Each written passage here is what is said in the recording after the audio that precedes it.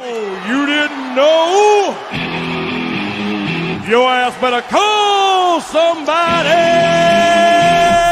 The energy revealed. Brooklyn to Queens, reppin' both hoods. Rob and CP, keep it fire, misunderstood. Hear 'em all loud, let the anthem flow. Mets fans unite at the pregame show. From city stand lights to the skyline greens, it's the heartbeat of Queens, the craziest dreams. Rob hype on the mic, CP's the fire spark. Together they ignite, voices like the park. Fans drift in jerseys, legacy bold. The Metropolitan story forever told.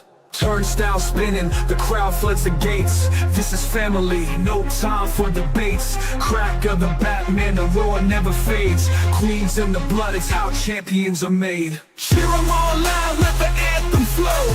Mets fans unite at the pregame show. From city stand lights to the skyline gleams, it's the heartbeat of Queens, the craziest dreams. 7-line swagger, vibes electric and wild. Mets legacy golden since I was a child. Orange crushed skies, let the battle ignite. Ride for the home team till the last fight.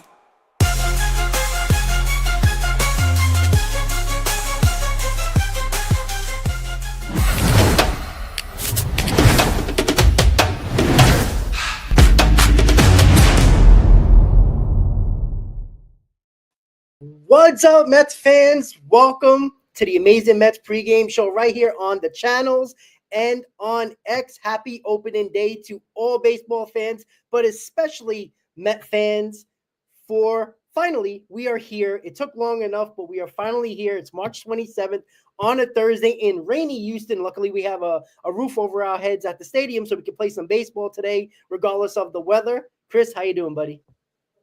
I'm doing well. That was a hell of an intro put together by you, Rob. But we're still waiting for the lineup. So hopefully Carlos Mendoza can surprise us here in just a second while we're on this show. Because it's kind of hard to talk about the game with no lineup posted for the New York Mets. I guess he's still trying to debate whether Acuña is getting the start or not against the lefty versus Brett Beatty. But we do have the Houston Astros lineup. We do know the pitching probables, Clay Holmes and Framber Valdez. It's opening day. It doesn't get better than this. And we're going to be on the post game later tonight as well. The link, if you all do not have it, is on both of our channels, but also in the description down below of my video, at least in my stream right now. But check us out later tonight. But let's talk about some baseball. Finally means something. No more useless spring training games. Yeah, so let's talk about the lineup. Oh, wait. Yeah, that's right. But it's all right. Mendoza is trying to figure out if he's going to, bat Soto in the 9-hole or the 2-hole or the 7th hole. But it's all right. Doesn't matter. We know who's on the mound, and we got Clay Holmes on his birthday, by the way, and Brandon Nimmo's birthday, by the way. So they're celebrating birthdays today on opening day, March 27th. So the birthday boy is on the mound for the New York Mets. Again, I said this yesterday on my Mets Talk live show. I'm not really sure what to expect from Clay Holmes. I wouldn't be shocked in any instance of he goes 5 innings of shutout baseball, or he goes 3 innings and gives up 5 runs. Like, I wouldn't be shocked with either, but we know how good his stuff is. We've seen it in spring training. He got that kick change that he developed, that he worked on in spring training. So that's another pitch to his arsenal. Chris, what are your thoughts with Clay Holmes, and what do you think we're going to see out of him today? I need to see efficiency, really. And that's why I think we both have on our live chat polls, like, how many innings is he going to go today? You know what I mean?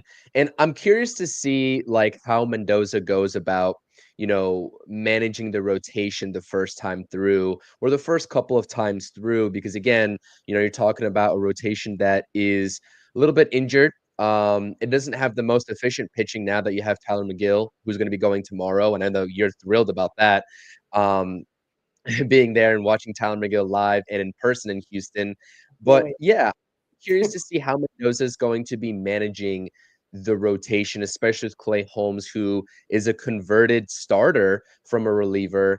It's going to tell me a lot when he gets to like that 4th inning, 4 1/3, 4 2/3, depending on where his pitch count is. But I think the key for, his success, and really the key to anybody's success that takes the mound, whether you're a starter or a reliever, whether you play for the Mets or not, is efficiency. The same thing that gets Tyler McGill in trouble, cannot get other pitchers in this rotation in trouble. You know what I mean? David Peterson, who has also been a culprit of that in the past, not so much 2024, but before that, is putting hitters away and not toying around with them. You know what I mean? You get up 1-2, 0-2, put them away. You know what I mean? I hate the wasting of pitches because that's not efficient.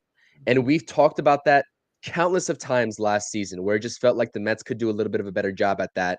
And at some points, we did praise them on how good of a job they did, especially going back to some of those Sean Manaea starts. So, find the weakness, identify the weakness, and just be efficient. And I think that is really the key to Clay Holmes. But again, if he gets to around, 70, 80, 90 pitches, I understand that this is, regular season at this point, but given the outlook for the rotation, I'm very curious to see how Mendoza goes about doing that. What do you think about that? If he gets up to like 80, 85, maybe has a runner on base, do you think Mendoza pulls the plug, or do you think you got to ride with Clay Holmes until, 90 plus?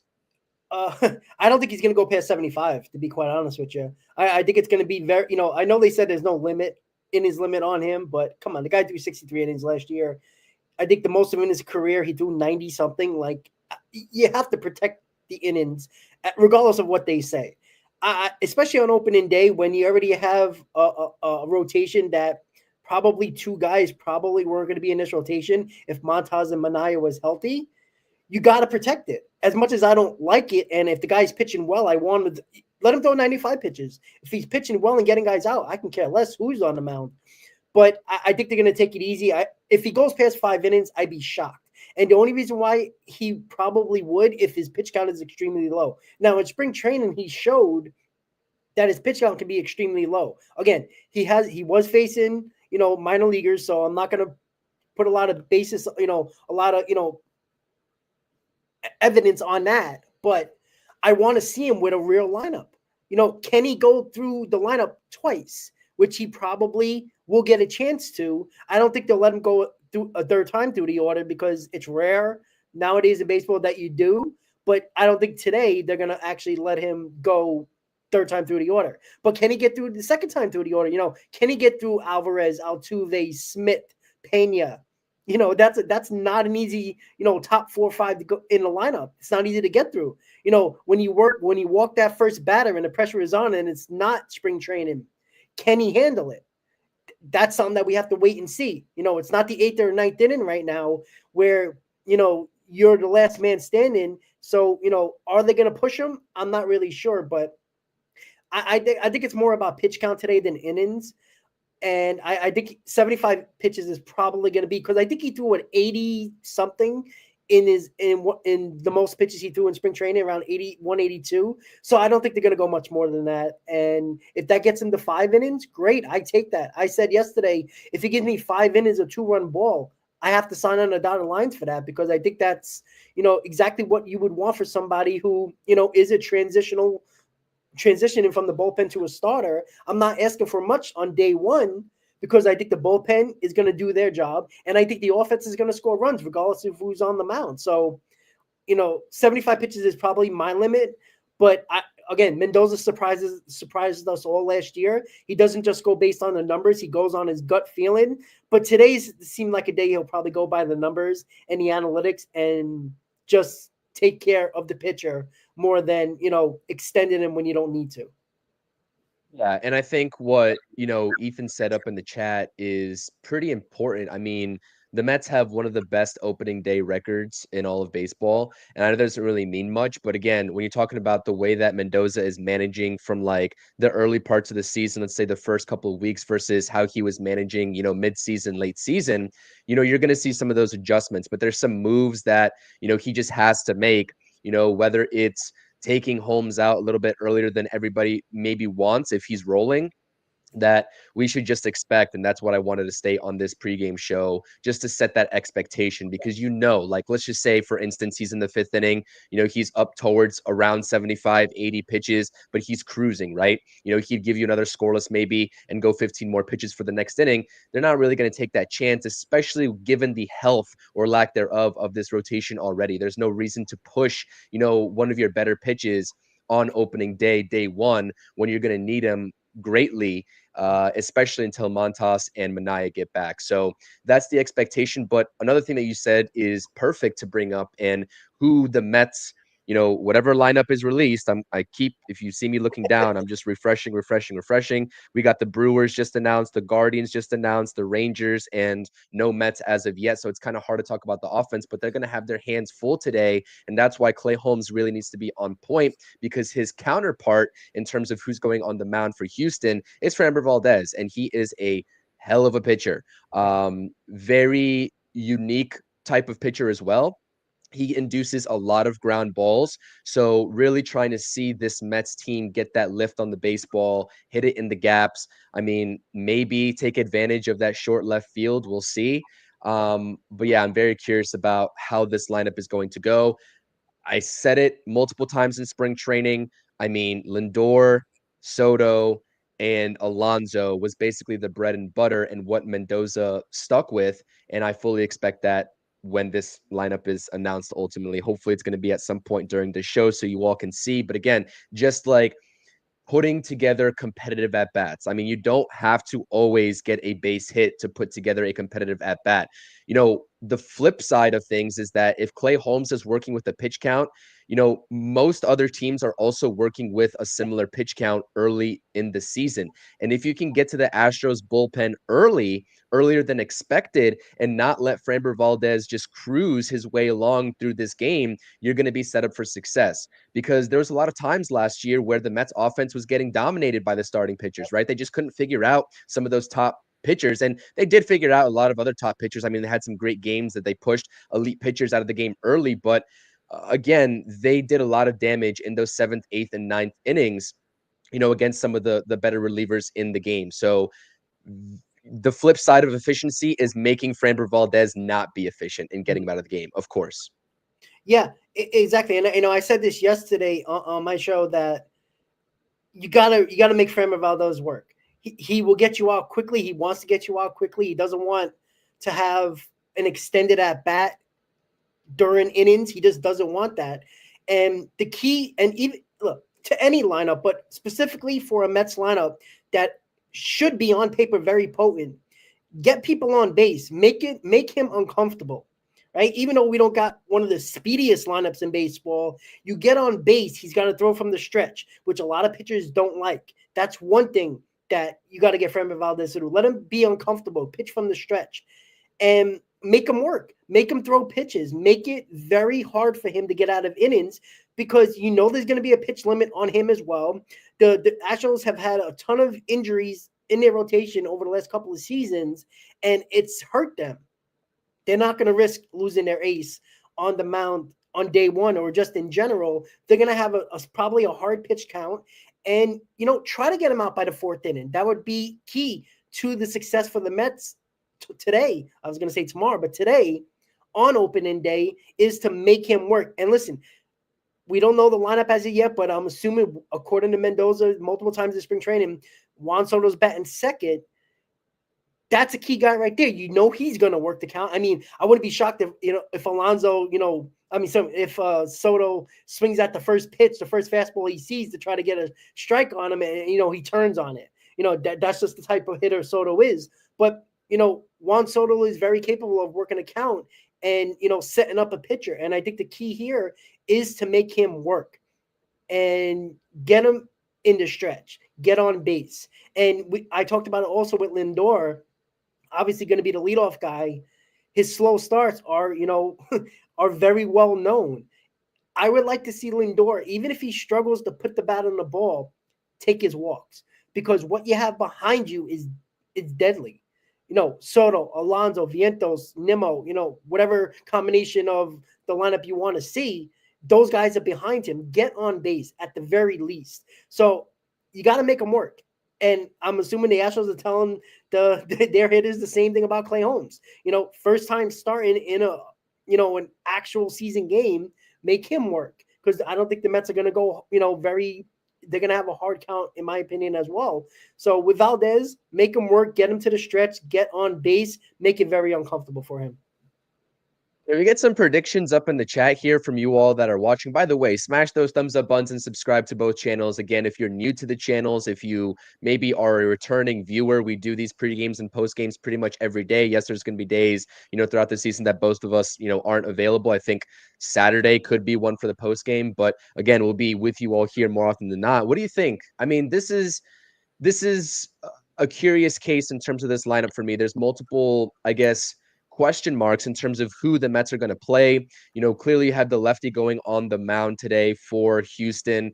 You have to decide between Acuña and Beatty. You also have to decide between Marte and Winker. And you also have to decide, again, in center field, who's playing, whether it's Siri or Tyrone Taylor. What do you all think? Who's going and getting the nod in this lineup? For me personally, I've said it all along. I think it's going to be Acuña, Marte. I just think they're going to play the lefty-righty, especially with all these righties coming up in a row for the Mets in these future games after today. And I think it's going to be Jose Siri. I don't think they traded for Jose Siri for him not to be a starter. And again, Tyrone Taylor was brought over here to Queens via trade last season to be a fourth outfielder. So that's who I would put my money on in terms of those three question marks and the lineup towards the bottom of the lineup. How about this prediction by Josh? I think Beatty will be the first one to get a home run. Who would be surprised? Like, I mean, it would be like, oh, yep, here he goes. Just like Atlanta. That'd be crazy. Yeah, that would be crazy. The place will go nuts. I tell you that right now. And I've seen a ton of Met fans on the street yesterday. I went out late to get something to eat. There was like, I mean, it's downtown Houston. You would think things would be open, but they're not. There was one restaurant still open, so I walked in there to order some food. And there was at least 6 or 7 Met fans that were just ordering food, and there was multiple ones that were just sitting in the seats eating their food. So they're around. A lot of us are here. I know people just flew in this morning that are ready to go. So yeah, I mean, it's going to be crazy. I mean, just listen on your TVs, guys, how loud it's going to be when the Mets get introduced today. I'm going to tell you right now, I'm sitting in sections. In the section today, I'm sitting in section 425, one of my favorite sections in any ballpark in the 400 level. I think it's a great view, especially on opening day with the ceremony. Listen to the Met fans during the opening ceremonies when they announce the Mets. It's going to be fun. So MLB just posted finally the Astros lineup. So let me give that to you really quick. We got Altuve, Paredes, Alvarez, Walker, and I forgot Christian Walker as well. We got to worry about Diaz, Pena, Smith, Rogers, and Myers. It's not an easy lineup to get through. It's still a very good lineup. And just think, you got Pena and Smith, 6th and 7th in this lineup. It's not going to be easy. Christian Walker is deadly with the bat. He can turn on one any moment. You got Paredes, you got Alvarez, Altuve in the top 4 with Walker. It's a scary lineup. It's not what it was probably 3, 4, 5 years ago when they still had Springer and Correa and all those guys, but it's still dangerous as hell, Chris. I don't think that the Houston Astros, especially with what transpired with, Kyle Tucker and Bregman walking away, right, to Boston, I don't think many people have been talking about the Houston Astros, but they definitely should. And just a special shout out. I know it's not Mets related, but Cam Smith, that guy can absolutely rake at the plate. He's batting 7th for the Houston Astros in this ball game. It's not going to be an easy lineup to navigate by any means, but again, really excited to at least see some of the Cam Smith at bats and see how Clay Holmes and the Mets decide to attack him, because I think that he is a very well-rounded hitter. He's an all-field hitter, and he showed off some of that oppo pop with a couple of home runs the opposite way against the New York Mets in spring training, which helped them also get on the roster. So this lineup is no joke. You're absolutely right. I mean, Brendan Rodgers, a sneaky good bat, and you're in the 8-hole former Colorado Rocky. I followed a lot of Brendan Rodgers when he was still coming up, especially, when he was playing high school ball still. He was regarded as a very top rated prospect, got drafted pretty high, and he just hasn't really panned out like everyone thought he would. But again, maybe some rejuvenation there. Yeah, I agree. Not many people are talking about the Houston Astros in the light that they were before, in that kind of, mini dynasty run that they had. But this lineup is no joke, and the Mets are going to have their work cut out for them. And we'll see how, Jeremy Hefner goes about going about his work also this season. I know a lot of complaints last year, especially early on in the year, was, is Jeremy Hefner going to step out of the dugout when Mets pitchers are in a jam? And we'll see. I think that Jeremy Hefner has had a little bit of, unfair criticism going his way. Some of that came directly from me too. I mean, I'll be the first one to tell you. But I think all in all, with what we've seen in the sample size, going back into spring training early this year in 2025 to start off the season, and also just how the last season progressed, getting the most out of these pitchers, some pitchers producing, I mean, career years in the Mets uniform with Sevy and Manaya. That's a credit also to Jeremy Hefner. So some things you take away from him. You also have to give the credit right back to him with, the areas that he has succeeded in the success of this pitching over the past, year and a half. So sure. And most Met fans still hate Hefner. He got through so many regimes and still the pitching coach. But, since the lineup hasn't been posted as of yet, do you think there's something, injury wise from one of the players that is the reason why the lineup's taking a little bit longer? Because I'm checking all the lineups now. Like almost every team got their lineups up. That's starting around this time. So I'm hoping there's nothing going on, because taking it this long as the road team, you would think they would have posted it already. They have it ready to go. But I'm not saying I'm concerned, but you have to start thinking the lineup's not out yet. It's almost 12 o'clock, 3 hours until game time. Where's the lineup? People are refreshing Twitter and MLB app and God knows what else just to find a lineup. Is it Marte? And that's why we were just talking about it prior to coming live about Canario. The Mets didn't put him on waivers yet. So is that an issue? He might be the 27th man right now, because you're allowed to carry a 27 guy just in case of an injury on, as a guy that can just fill in, that's in the city that you're playing in. So is that possible that it's a Marte issue or even a Nimmo issue for that matter, Chris? I think it's definitely possible. I mean, and Zach is saying it here in the chat as well, thinking that Marte could be starting on the IL, and they're trying to make that decision with Canario being in Houston, apparently, which is a little bit surprising. Yeah, I think it's definitely plausible that that's the case. Between Marte and Nimmo, I mean, we were kind of speculating if one of them is going to be starting the season off on the IL, and I think they want to be 100% sure. So it sucks to be speculating about something like that earlier on this, early into the season on day one. But that's just the nature of, what the Mets have been dealing with in spring training and even last season. So we'll see what is decided here. But yeah, I did see that video of Canario hanging out with the outfielders in Houston. I was kind of surprised. So maybe there's something more to that we just don't know at this moment. Yeah, and yesterday Marte was taking batting practice as well with Nimmo as well when he saw the post from SNY and the Mets account and all that. So I just brought it up there because I was just thinking, I'm like, you just brought it up, before we went live about Canario. Like, hey, they didn't put him on waivers yet, and then I'm thinking, I'm like, well, maybe there's a reason they probably took him as the 27th man, and I don't know when you have to put him on waivers, but if you put him as your 27th man, he's officially still on the roster. So I guess you are allowed to keep him for a few more days if you do that, because he's technically on this opening day roster, just not, officially, just the guy that's, sitting below just in case of a situation that we just talked about. And again, I'm still refreshing, not sure where the lineup is. And again, I'm a little concerned, to be quite honest with you, because the Mendoza usually doesn't waste time in lineups. He usually has his plan. Usually we always used to find the lineups early, no matter what time we did pre-games early, even very early, we still had lineups ready to go. So hopefully, nobody's injured, and it's just Mendoza going over, Taylor over Siri, Acuña over Beatty, or whatever that might be. But let's hope it's nothing, serious or anything like that. But we're 3.5 hours away until game time and no lineup as of yet.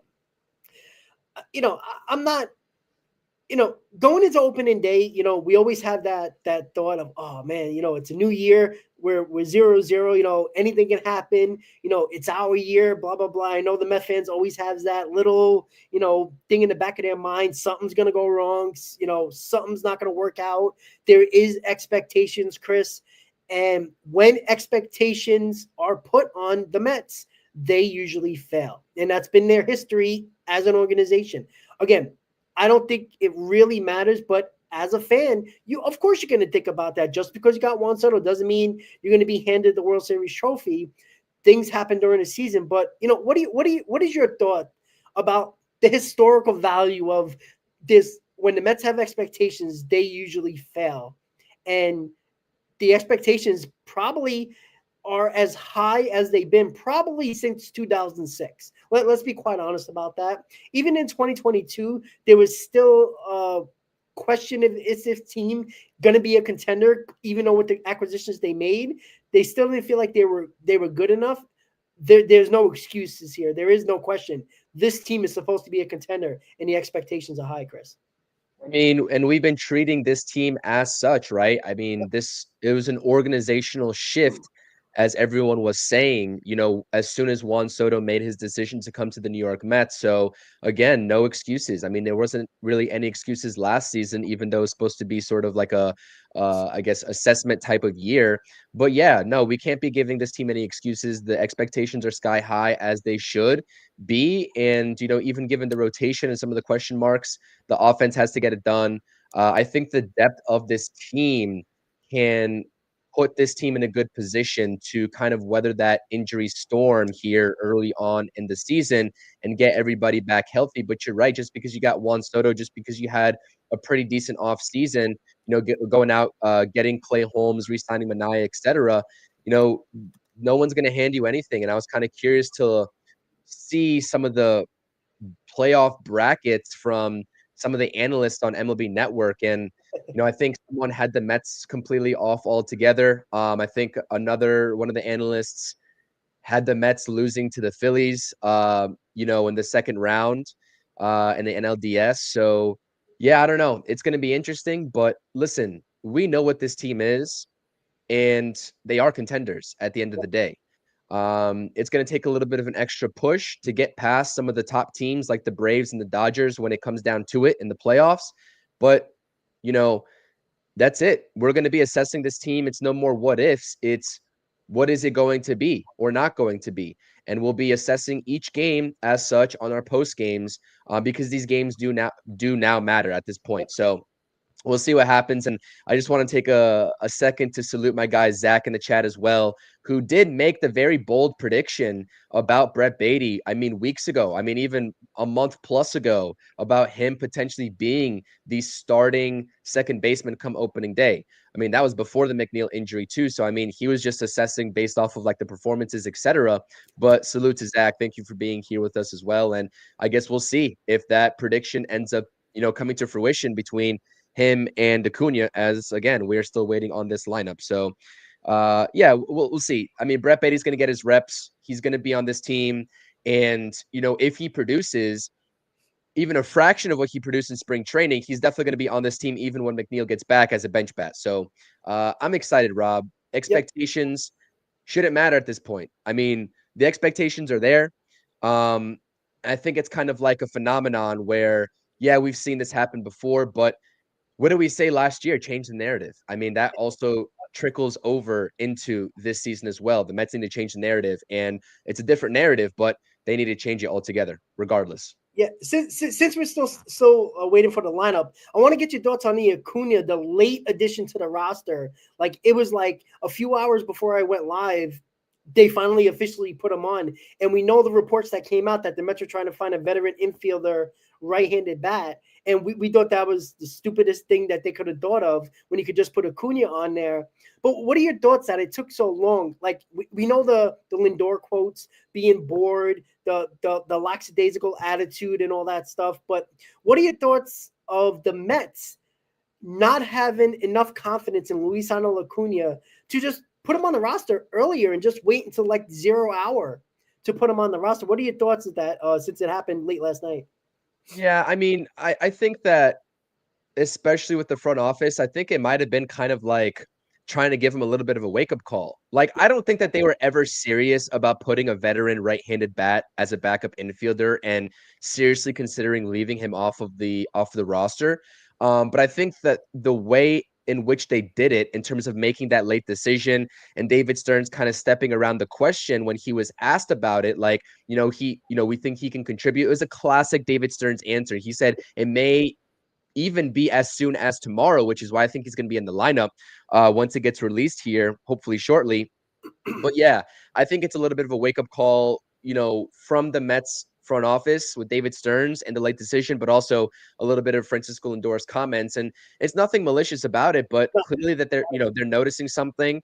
They think that he can do better. They hold him to a higher standard than maybe what he's shown. Again, we don't know because we don't see behind the scenes exactly what's happening and how everybody's acting and etc. But yeah, I think it's a little bit of a wake up call. Like, hey, listen, you're in the big leagues.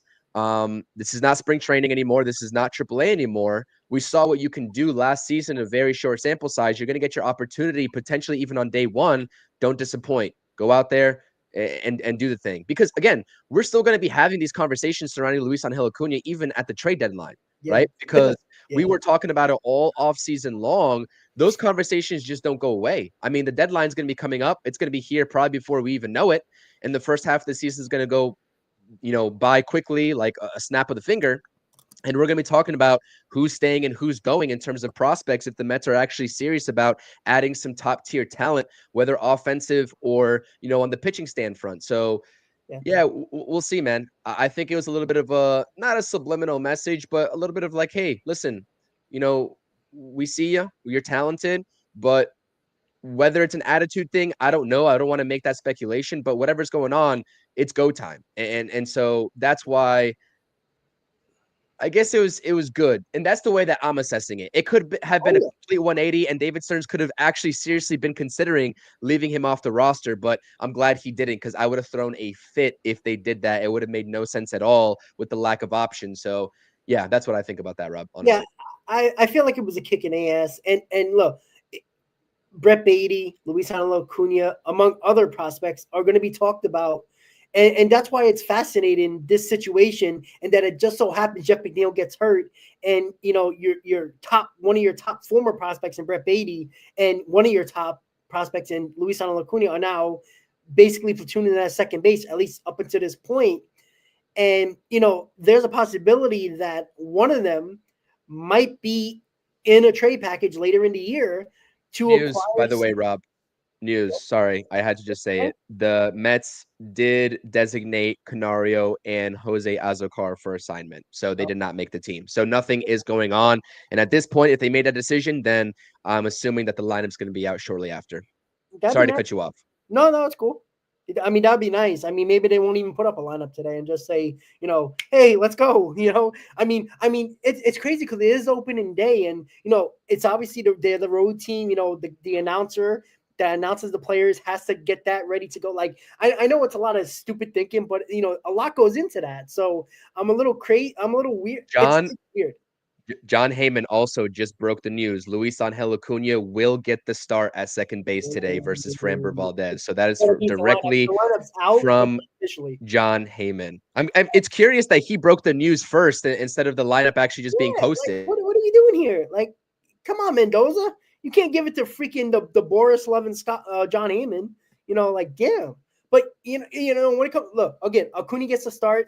No issue with that at all. Again, it just shows you that the Mets know that he's talented. We all know that. It's just a matter of now. This is what I'm going to say. Tomorrow, there's a right-hander on the mound for the Astros. If Acuña goes 3 for 4, you sitting him based on matchups? No, I wouldn't. But you know what's going to happen? But Mendoza will, though. That's why I don't like it.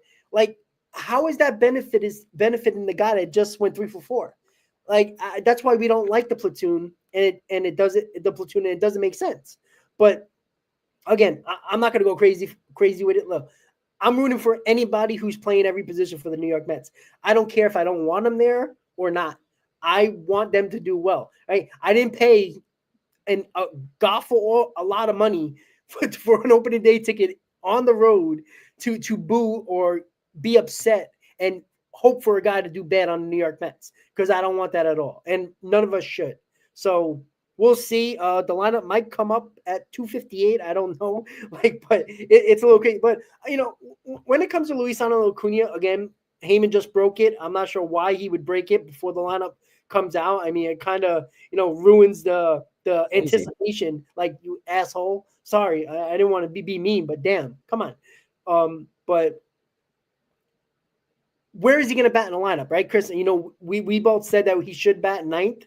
I wonder if they're going to do that. I wonder if they're going to, because now there's only one lefty in the lineup in Nimmo, because obviously Lindor's a switch hitter, so everybody else is supposedly he's going to be a right-handed bat. I don't think they're going to put much lefties in there anyway. But yeah, it's going to be mostly righties. So where is he going to bat? Is he going to bat ninth? Are they going to put him further up in the lineup? Because I would think Marte's going to DH, I would think, and he's going to get pushed up in the lineup because he kills lefties. So I wouldn't be surprised if you see him sixth in the lineup. Would Acuña go behind him, and then you got Terens and Siri and guys like that? What are your thoughts?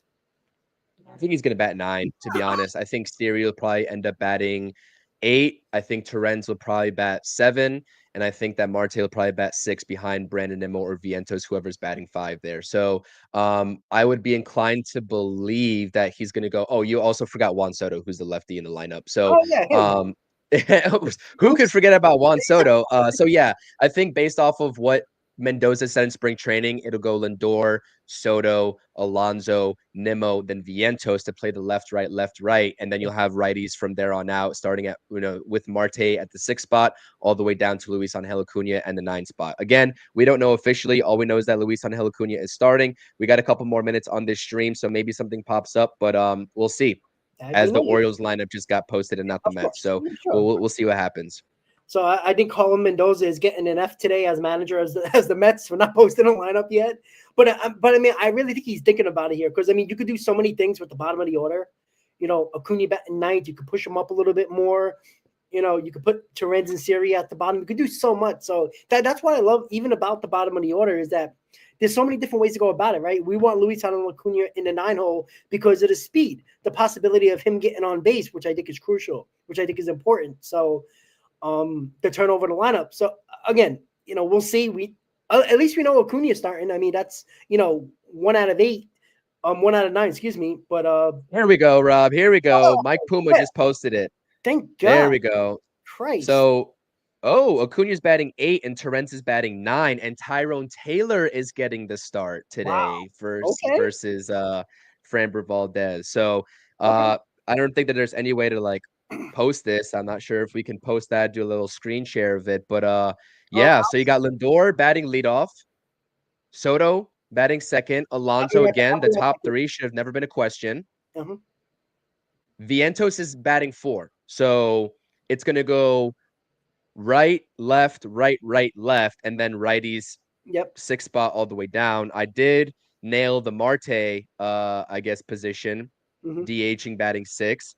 All right, I can rock with this lineup. Tyrone Taylor's batting 7, Acuña, and then Terens. I would have flipped maybe. I mean, it doesn't really matter at this point. It's an opening day lineup. Who cares? But I've been talking about Acuña in the lens of him being a nice, secondary leadoff guy in the 9 hole, but he's getting the duties in the 8 hole today. I'm happy for Luis Angel Acuña, man. I think that with the success of Brett Beatty, as I'm also rooting for when he gets his opportunities, which he will. I think a lot of people have been, putting these two guys up against one another, and it's kind of hard not to do, but I'm happy that he's getting the start, and we'll see what he does against a very elite pitcher. Yeah, Chris, can you talk a little bit? I just want to fix this. I want to put the lineup up before we kind of head out. Yeah, so that you'll have 2 lefties on the bench when you get into the bullpen, depending if it's going to be a lefty or a righty. So your left-handed bats are going to be Beatty and Winker. Your right-handed bats are going to be Hayden Sanger and Jose Siri. I'm actually kind of surprised Jose Siri is not playing, to be honest. But again, we're talking about the distinction in this platoon between Tyrone Taylor and Jose Siri in center field. So it's going to be a constant, kind of guessing game all season long in terms of who's going to be patrolling center field. But yeah, that's what we got. And I know that Rob stepped away real quick, but if you guys, Rob's putting together the lineup right now. If you guys don't know where to find it, I'm sure it's posted everywhere by now, but the first place that I saw it was Mike Puma. I think Anthony DeComo had him beat by just a couple of seconds, but I'm excited. Lineup is posted, as Josh is saying in the chat. How are we feeling? A lot of people are, I guess, happy to see that Siri's not in the lineup here in the chat. I like Jose Siri. I think he's going to contribute. I'm a little bit surprised that he's not the opening day center fielder, but that's how highly the Mets and Carlos Mendoza think of Tyrone Taylor, and rightfully so. Shout out 0910 President, 199 super chat in the chat. I appreciate it. A very kind and respectful Dodgers fan. I love it. President saying my team won the championship, so now it's your turn. Seriously, I appreciate that. We want this as bad as anybody. I mean, this fan base has had to endure some pretty brutal years. I think that anybody in this chat that's a Mets fan can attest to that. So thank you, President. We definitely appreciate that. So what are your guys' reactions? Let us know. What are your guys' reactions? Josh saying lineup posted. Let's see. Zero Cool saying Siri had 3 strikeouts and 5 career at-bats against Framber. That's why Taylor. Valid point. I mean, that's a 60% strikeout rate. And there you go. There you have it. That's a beautiful job by Rob on the whim here to give us this lineup. Yeah, I'm good with it. I'm surprised about Taylor being in the lineup over Siri, but again, I forgot who it was that just said that Siri had a good amount of strikeouts against Framber Valdez. So again, they're doing matchups, they're doing numbers based on this point. On an opening day, you're going to go probably mostly on the matchups. Again, 1 through 4, I'm not surprised. Mendoza has been telling you this.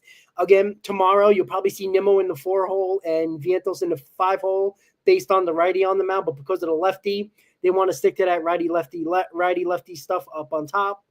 So 1 through 5 is killer. I love Marte being the DH today. He kills lefties.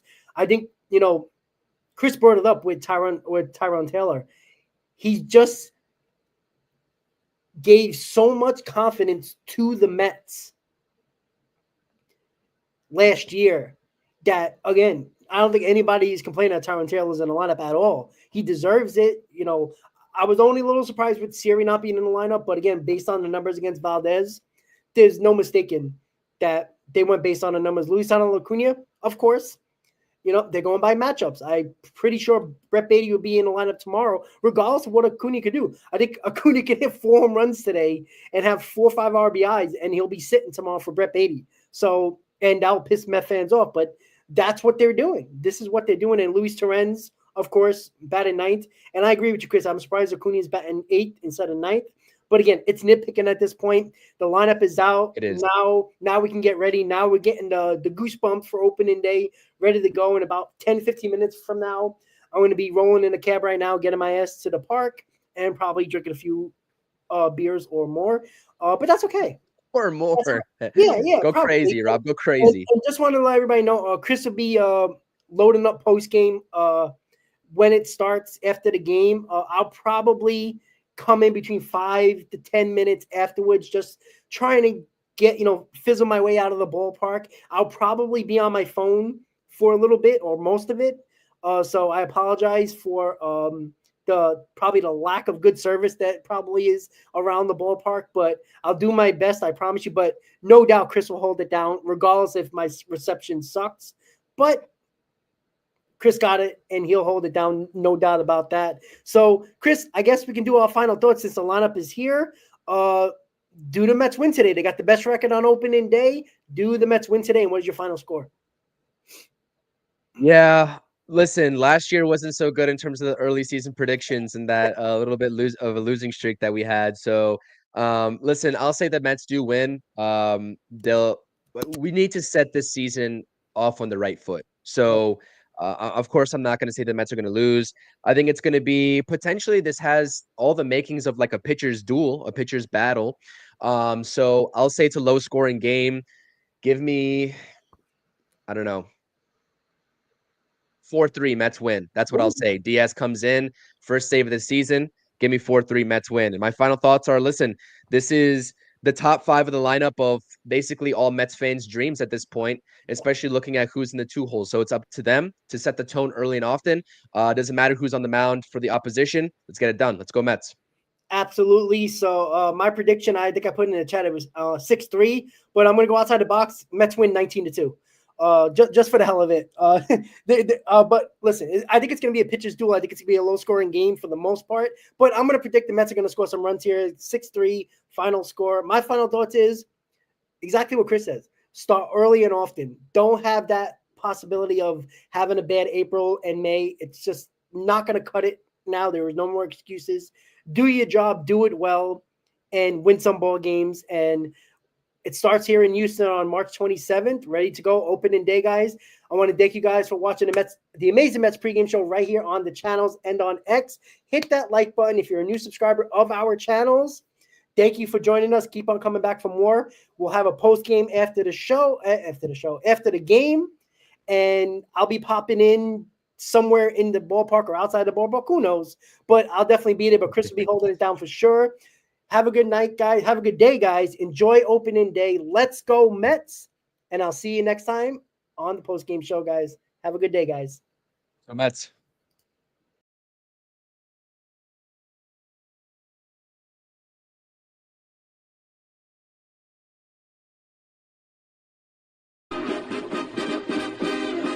Meet the Mets, meet the Mets. Step right up and greet the Mets. Bring your kiddies, bring your wife.